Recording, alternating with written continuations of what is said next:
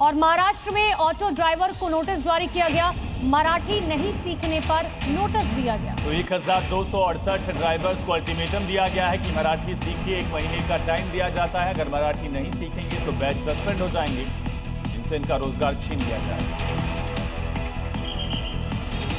फडणवीस सरकार ने मई में मराठी भाषा सीखने को लेकर आदेश जारी किया था। ऑटो रिक्शा और टैक्सी ड्राइवर को मराठी सीखना जरूरी कर दिया था, जिसके बाद अब 30 सितंबर तक पूरे राज्य में मराठी बोलने का इंस्पेक्शन किया जा रहा है, जिसके तहत ऑटो और टैक्सी ड्राइवर के मराठी बोलने की जांच की जा रही है। जिनको मराठी बोलने नहीं आ रही है उनको नोटिस दिया जा रहा है। अब तक चेकिंग के दौरान 1268 ड्राइवरों को नोटिस दिया गया है कि अगर 1 महीने में मराठी नहीं सीखी तो 3 महीने के लिए बैच सस्पेंड कर दिया जाएगा। 70 साल पुराना विवाद, 1503 एकड़ जमीन और अब सरकार के नाम बड़ा फैसला। कुशीनगर के पडरौना राज दरबार की जमीन पर प्रशासन ने कब्जा लिया है। जमीन को सीलिंग मद में शामिल करके सरकार के नाम दर्ज किया गया। अब राज दरबार कोर्ट में इसे चुनौती देगा।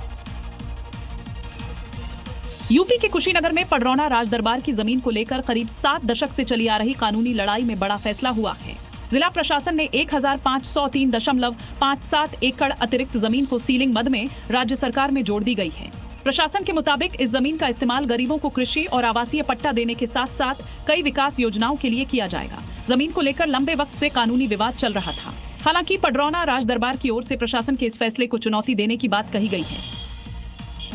और गोरखपुर और कुशीनगर में मिश्रण शक्ति के तहत पुलिस ने सख्त अभियान शुरू किया। ऑपरेशन मजनू के तहत एंटी रोमियो स्क्वाड ने बेवजह घूमने वाले और कमेंट करने वालों पर शिकंजा कसा।